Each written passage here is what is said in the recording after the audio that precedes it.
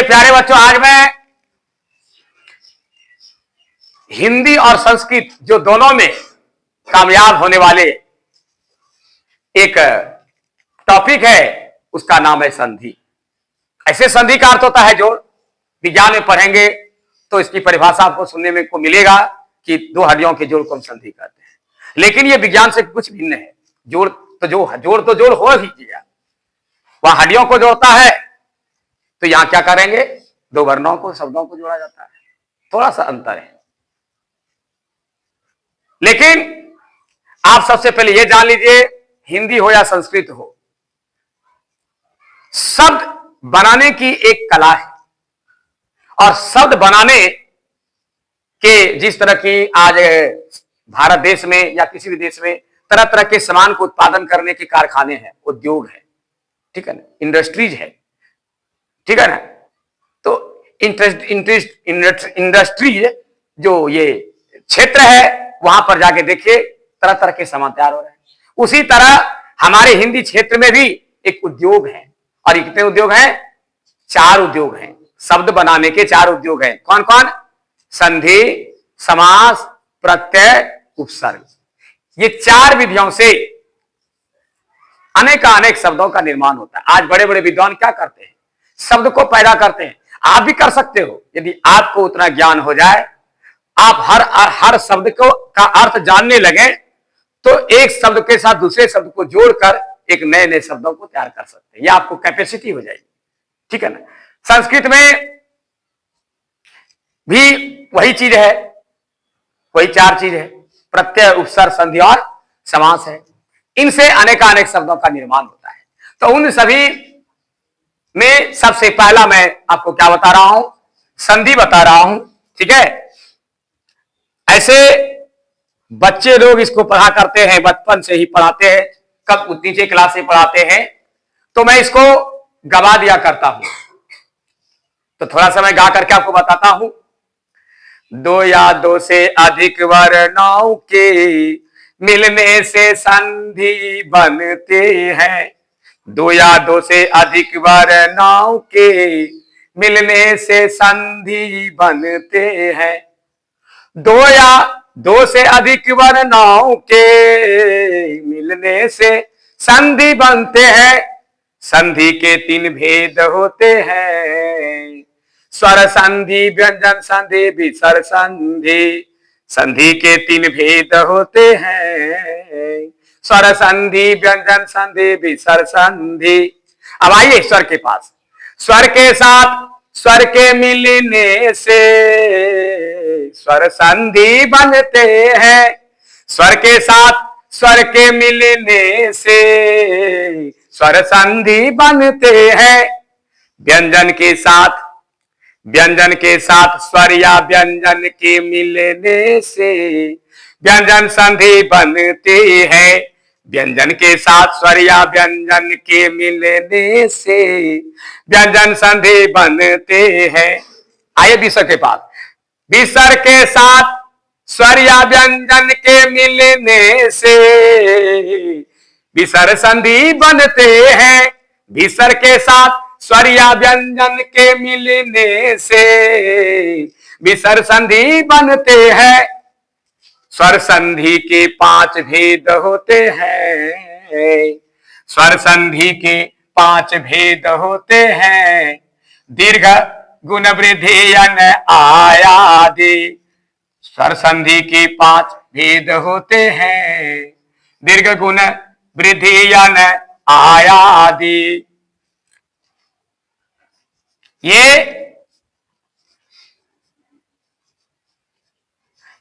5 संधि के, स्वर संधि के 5 भेद हो गए। अब यहां से हमारे विद्वानों ने नियम बनाया है,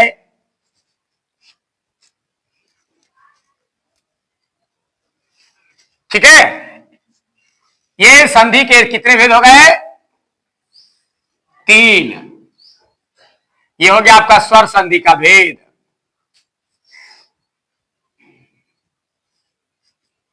ये हो गया व्यंजन संधि। ये हो गया आपका विसर्ग संधि।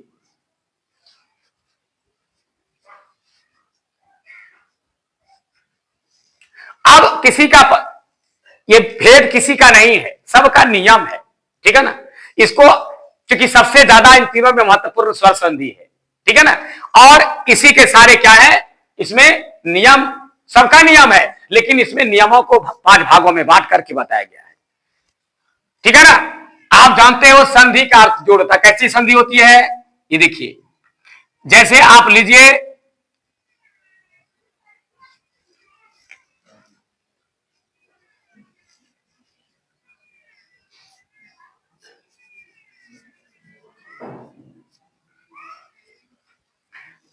आप बढ़ई मिस्त्री को देखे होंगे, जब वह जोड़ता है तो क्या करता है, दोनों के एक के छोर को, यानी एक के शुरू को और एक अंतिम को, जहां से जिसको इसको जोड़ना है, जिस चीज को जिस चीज से जोड़ना है, दोनों के मुंह को आपस में क्या करते हैं, जोड़ते हैं। कैसे जोड़ते हैं, एक को कटिंग करके हटाता है और एक को छेद करके उसमें इसको पिरो देता है और ऊपर से कांटी बाहर देता है। तो उसी तरह हम क्या करेंगे, दोनों को जोड़ रहे हैं। तो मेरे भाई बहनों क्या करना है, ये एक को काट के हटाना है, आ से आकार। अब बच्चे पढ़े हैं, आ से आकार, हर्षई से हर्षिकार, दीर्घई से दीर्घिकार, हर्षों से हर्षुकार, दीर्घौ से दीर्घकार, री से रीकार, ए से एकार, ऐ से ऐकार, ओ से ओकार, औ से औकार। उस आधार पर ये किससे बना, ये मात्रा है, ये स्वर वर्ण ही मात्रा बनता है। स्वर वर्ण के बदले रूप को क्या कहते हैं हम, मात्रा कहते हैं, मात्रा है, ये निकाल लिया मैं। और ये स्वर वर्ण दिखाई दे ही रहा है।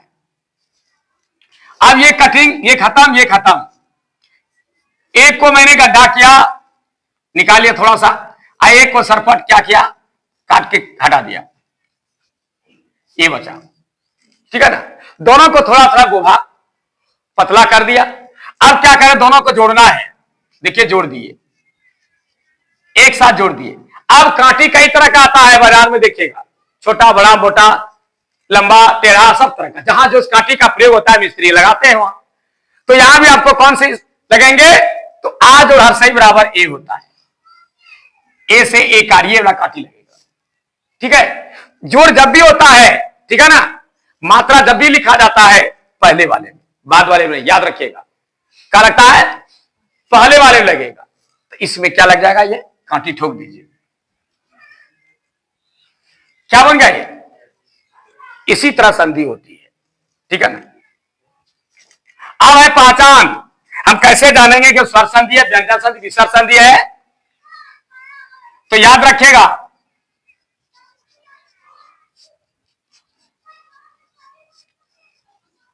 मना जोड़हर मनोहर,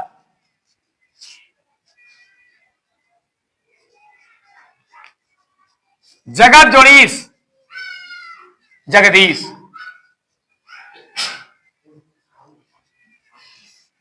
आप इसकी पहचान कीजिए, यदि प्लस के पहले, ध्यान दीजिए, यदि प्लस के पहले न हलंत हो और न विसर्ग हो, कहा, प्लस के ठीक पहले, याद रखिएगा, प्लस के ठीक पहले न हलंत हो और न विसर्ग हो तो वह स्वर संधि, और यदि विसर्ग हो तो विसर्ग संधि, और प्लस के पहले हलंत हो तो इसका नाम है व्यंजन संधि। व्यंजन संधि का दूसरा नाम है हल संधि, इसको हल संधि भी बोलते हैं।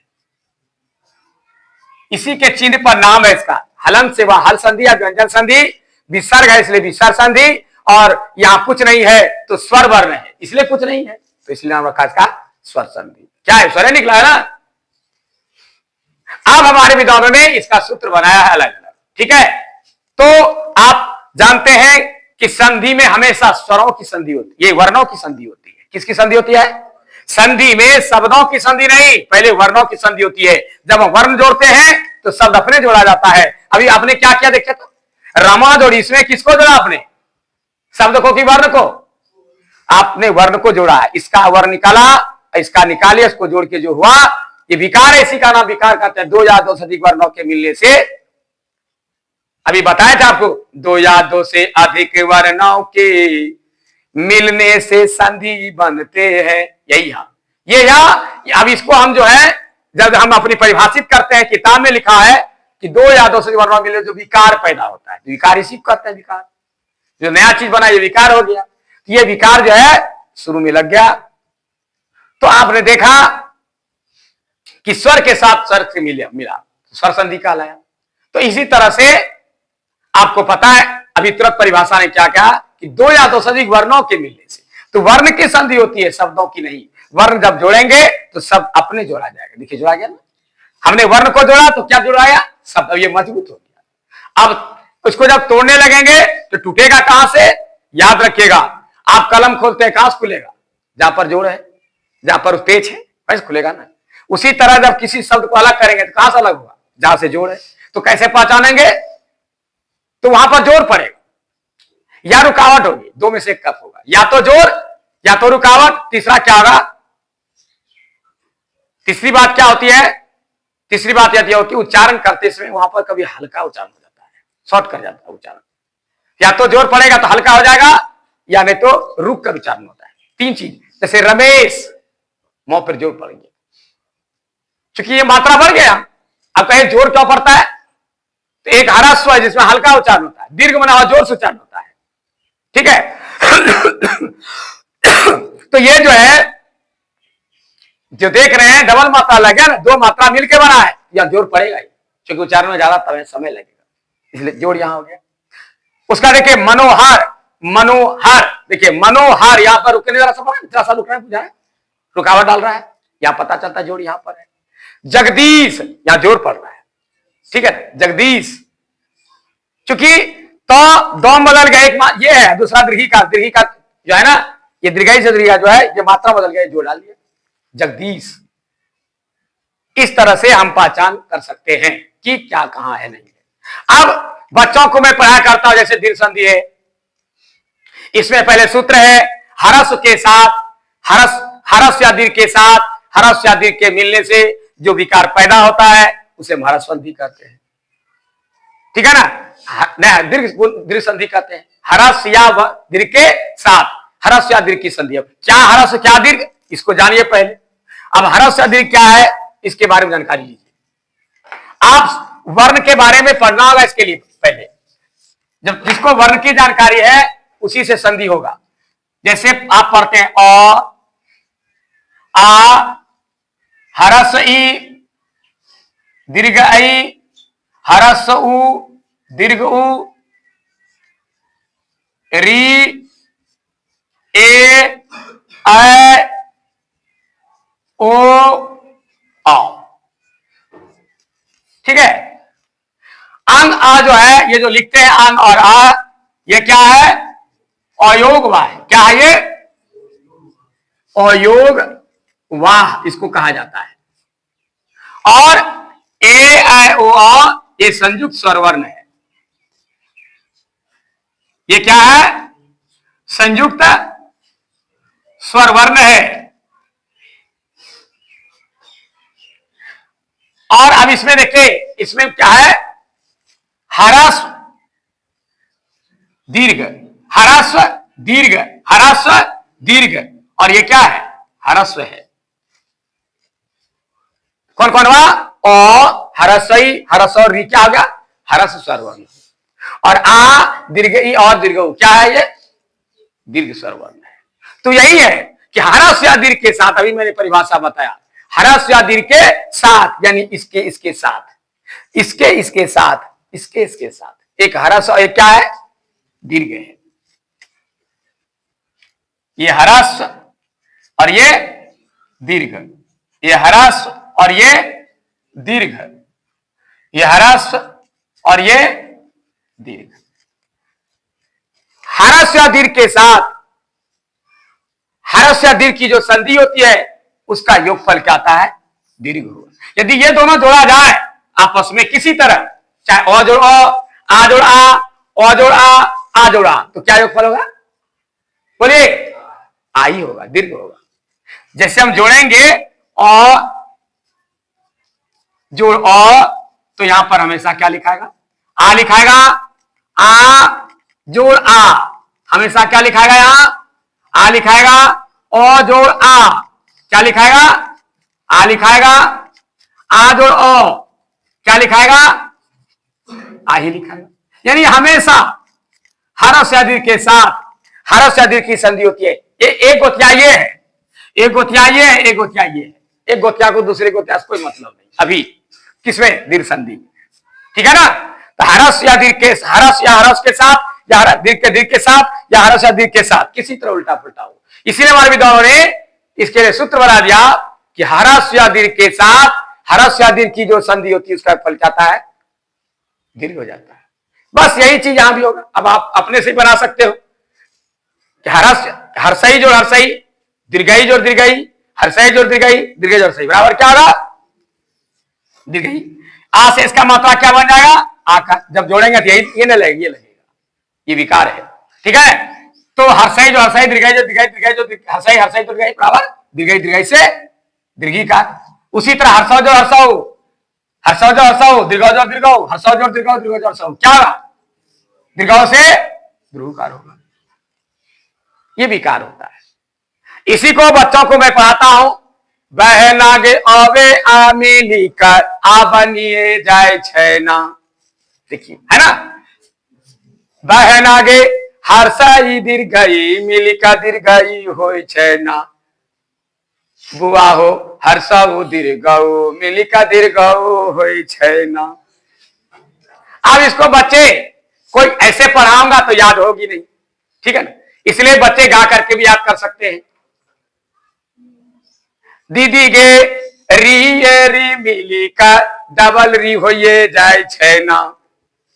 तो इस तरह से आप भी बच्चों को बता सकते हैं, क्योंकि बच्चे गाना ज्यादा याद करते हैं। देखते हैं बच्चे बोल डीजे पे गाता है शैम्पू से वो याद रहता है, ठीक है। और आगे क्या उसको याद नहीं है, लेकिन शुरू वाला याद है उसको, बच्चे इंटरेस्ट लेते हैं।